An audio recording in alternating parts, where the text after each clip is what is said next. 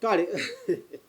mbagala nnyo yonna gye musinza okwanga mutulaba mu nsi ez'enjawulo. Thank you so much for always watching and keeping it Celeb Jazz. Amanya yenze Kabaka Smith okuba nkutuusako amawulire agenda mu maaso mu ggwanga lya Uganda. Celeb Jazz, Celeb Talk, Celebrity Lugambo, Gossip ne Kalebule. No masanyu eri omukyala amanyiddwa nga Daina Nabatanzi era namulabidde ddala ng'essanyu limutta. This is the second time ndaba Daina ng'essanyu limutta. First time kyali mu movie ku introduction gye baakola oba introduction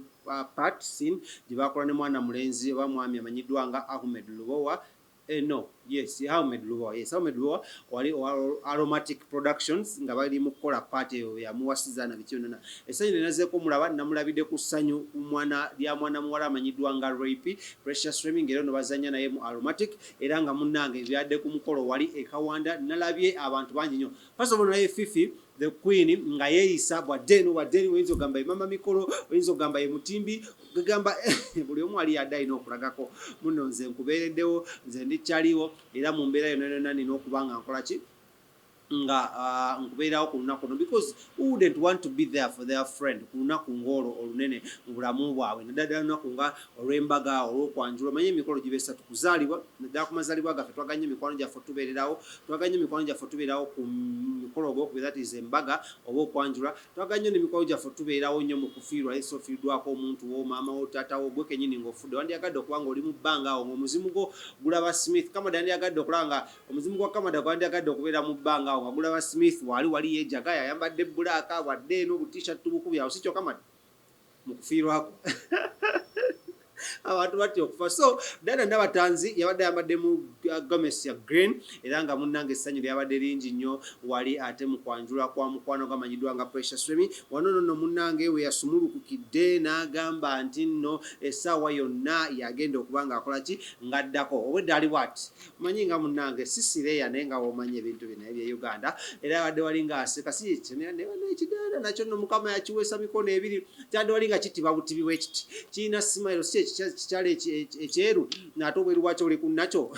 nenkulabira nenjagala sitira okukulisayo mukwano gwange amanyiddwa nga Sophie Love kulikayo nnyo ku mukolo gwa kyaliwo amanyiddwa nga Rape na nambala naawe nakulabyewo awo kulikayo nnyo mukyalo yo is one of the best artists bemanyi mu Uganda wano nga bayimba local music so kulikayo nnyo Daina Nabatanzi bali kurepresentinga Fifi the Queen bali kurepresentinga but TV personalities ddala abakyala abatalaze emitima mibi ku mukolo gw'abannammwe mwekulikeeyo nnyo because that was something that was really big kyemwakoze okujja okubeerawo munnammwe ku mukolo gwo so nyankuleko ku bifaananyi bya Daina Nabatanzi nga yabadde anyumye nga yabadde anekanekanye ku mukolo gwa mukwano gwe amanyiddwa nga Precious Remy then tugenda kuba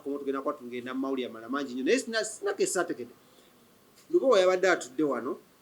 wakati waddewo Carol Nantongo wali Daina Nabatanzi naddako n'akantu ako saakategedde bulungi the new Florence nampijja yabadde side kikwana nonyezaawo nampijja Kamada mwabadde bakuba ebifaananyi nampijja yabaddeyo naye otoba mulabyeko ayinza okuba yabaddeyo naye nga alina waali just nga womanyi omanyi ebintu bino olina okwetega nga byeweetega bituufu mulaba nga lwa beetezi okukusinga okitegera Kamada olina okuba nebyeweetega bituufu so anyways kankulageko kate nga bye byabadde wali Daina Nabatanzi nga anyumye n'okuvaayo okulangira ebigenda mu maaso mu bulamu bwe n'otulya ebigenda mu maaso bwagenda okuba nga bikwasaganya ate tukuma tugende mawulire amalala mangi tovaawo subscribing